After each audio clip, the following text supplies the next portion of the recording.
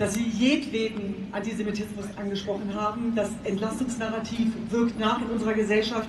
Es geht um die Bekämpfung von israelbezogenem Antisemitismus, linkem und rechtsextremen, und da darf und kann es keine Ausreden geben. Sie haben den Unterschied gemacht zwischen Terroristen und Gläubigen, und ich glaube, das ist dieser Tage genauso wichtig. Wenn die Hamas von den Bildern der Toten lebt, dann da auch in Mitleidenschaft und in Kenntnisnahme dessen, dass der antimuslimische Rassismus dadurch zunimmt. Und deswegen müssen wir mehr denn je extrem darauf achten, dass wir hier unterscheiden, und möchten auch denjenigen unsere Liebe zuteilkommen lassen, die sich nicht getraut haben, heute hierher zu kommen, weil sie Angst haben, sonst bedroht zu werden. Wir leben im Zeitalter von Fake News und Desinformationskampagnen, und ehe wir uns versehen, findet die Erregungsspirale statt im weltweiten Netz, auch bei TikTok, wo Hate Speech begangen wird von Islamisten, religiösen Extremisten, und die Wahrheit spielt schon längst keine Rolle mehr. Und deswegen ist es wichtig, dass wir den Opfern zuhören, den Überlebenden zuhören, den Angehörigen zuhören, damit wir sehen, dass passiert ist, was passiert ist. Und deswegen sind wir dankbar, dass wir heute zu den Angehörigen der Geiseln sprechen. Und Düsen, vielleicht darf ich empfinde es persönlich dir auch mal danken, dass du dein Leben in den Dienst stellst, an dieser Stelle klar zu reden und dich einzusetzen.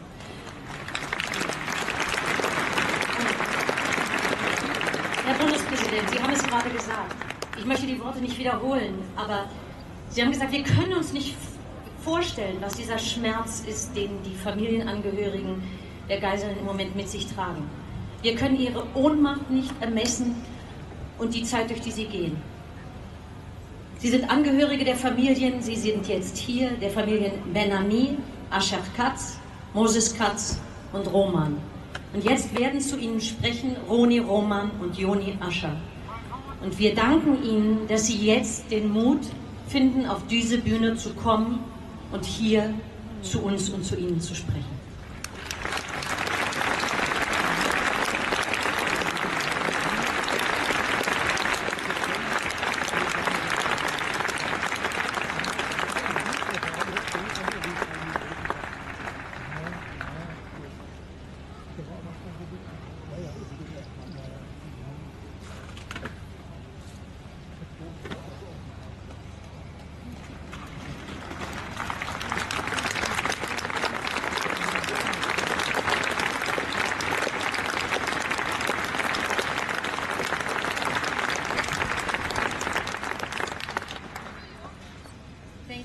Being here. I must talk with you about time because it's running out. Time is running out for my sister, Yarden. She was kidnapped from her home, taken from her husband and child. I stand here before you to tell you about my sister, to tell you that there is no more time. Just 2 weeks ago, we felt we had all the time in the world. We traveled together as a family with Yarden, her husband alone, and their daughter, my niece, Geffen. We felt the time is by our side. We enjoyed every second together. But then, everything changed. 15 days ago, terrorists broke into the home of our family in Kibbutz Be'eri, where Yarden visited with Alon and Geffen. At first, they took Ineret, Yarden's mother-in-law, Geffen's grandmother, who moments later was shot in the head, a few meters from her home. Then they took Carmel, Yarden's sister-in-law. Then they took Yarden alone and little Geffen.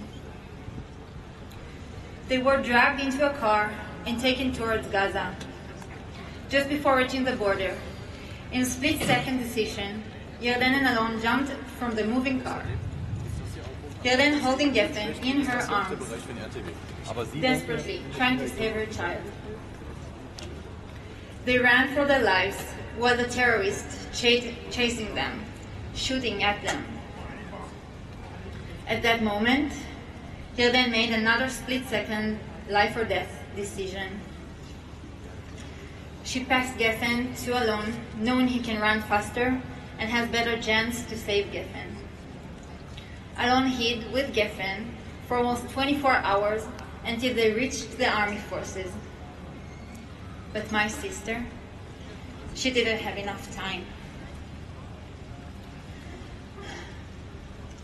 She's been taken again by the terrorists. Facing the shortness of time is not new to our family. Just 10 months ago, my mother died of cancer. All we wanted is more time with her.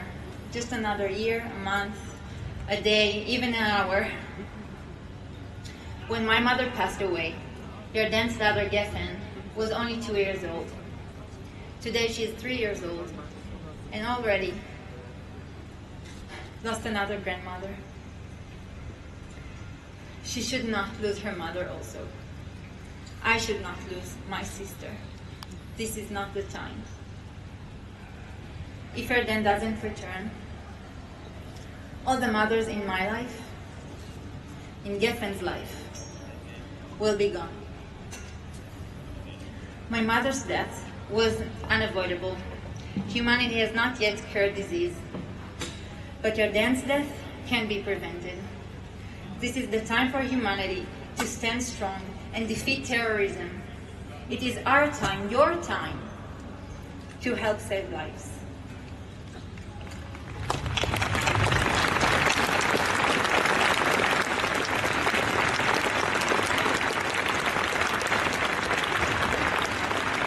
I also stand before you as the granddaughter of Lotte, who was born and raised in Bavaria, but escaped this country, the day after Kristallnacht to survive.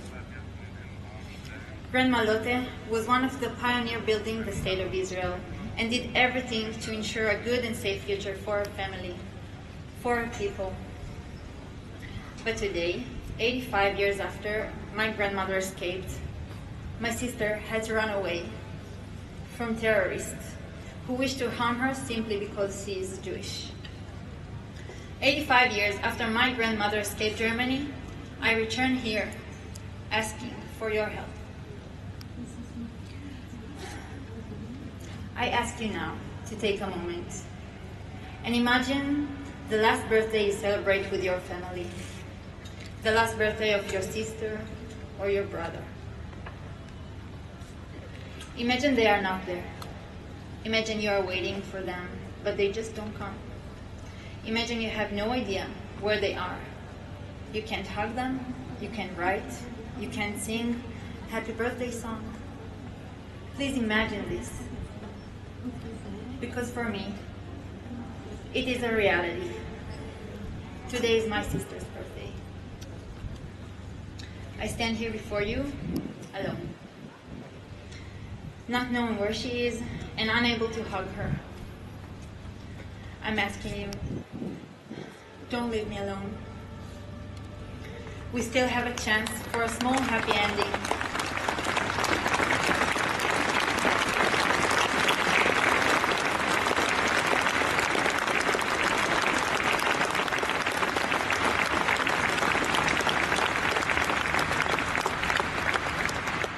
We still have a chance for a small happy ending, but we must act. Now. Germany must act. Because time is running out for Yarden and for more than 200 kidnapped hostages held in Gaza. Girls, baby, grandmothers. I'm asking you now to stand by my side. Help me, wish her well.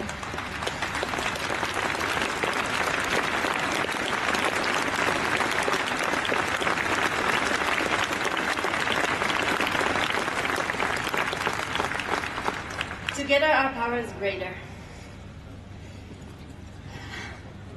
Together our wish can become a prayer. Please join me in the simplest song, a happy birthday song, a strong, loud voice of my beloved sister.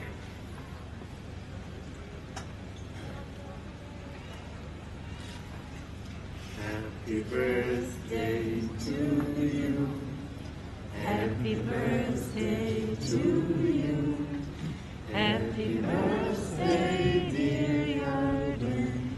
Happy birthday to you.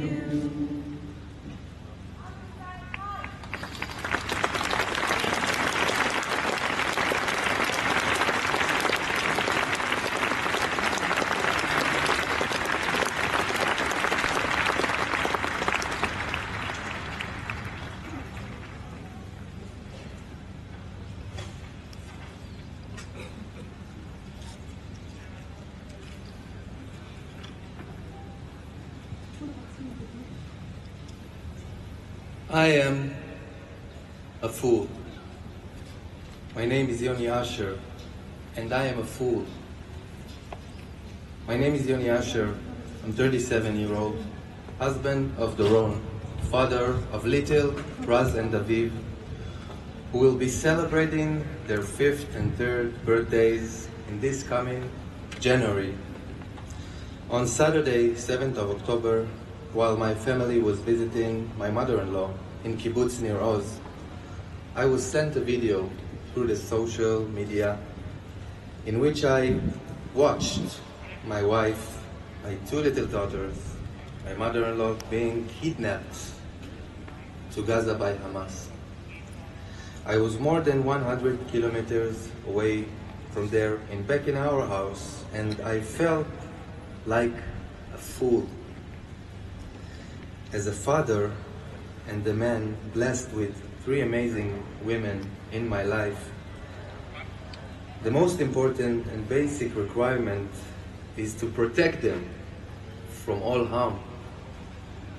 My daughter, Raz, almost 5-year-old, recently brought me a drawing home back from the kindergarten and said, "Daddy, this is for you." In the painting was a figure of a superhero. When the harsh reality of the kidnapping video hit me,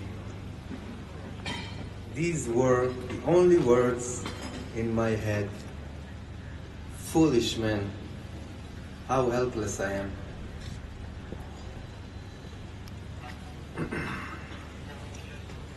Without any ability to protect the life of my family, the life of my babies, it is difficult to describe in words what a person, a father, a man experience in such a situation.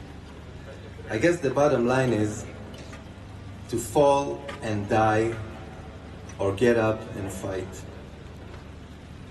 A fool for every hug and kiss I didn't get to give to my family.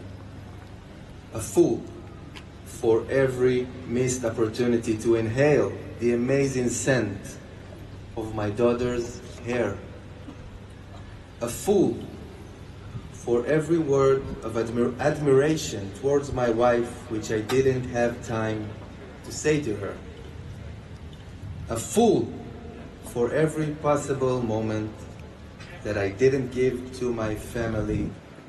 Not money, not toys, not food, but myself, my whole self, their father. So the question is now, what will I learn from this lesson, and what will you learn about your life from what happened to my family? At this very moment, there are entire families, baby, women, elderly, and the sick, who are being held captive by Hamas in Gaza. And I speak here in Berlin. There is clear and immediate danger to their welfare, their safety, and their lives. My little Raz and Aviv and my wife Doron are running out of time, and with each day passing by, the danger to their life grows.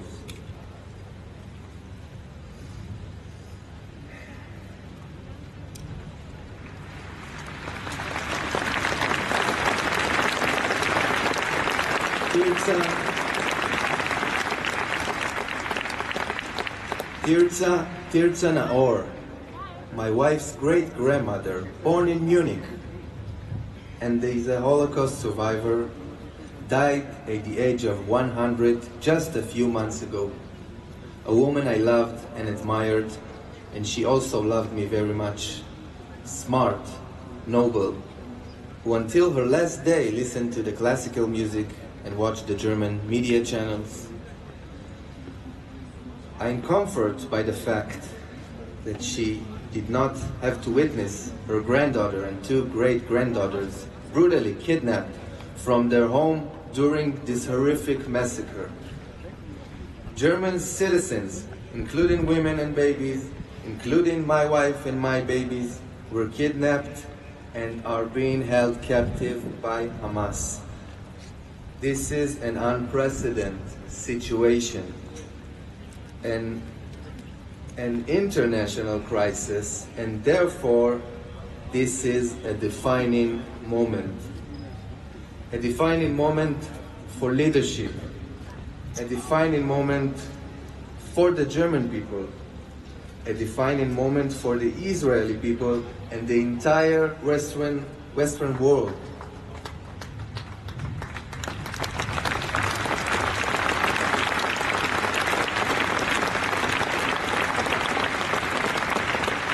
As a society with identity and values, there are few moments in life that give us the opportunity to stand on the side of good against evil. How our leaders confront this moment will determine our future, and our common enemies also know this. So I want to tell them, my daughters, Raz and Aviv, and my wife Doron, please hang on. Daddy loves you. Don't be afraid. Hug each other. Our love will win, and you will return to my arms.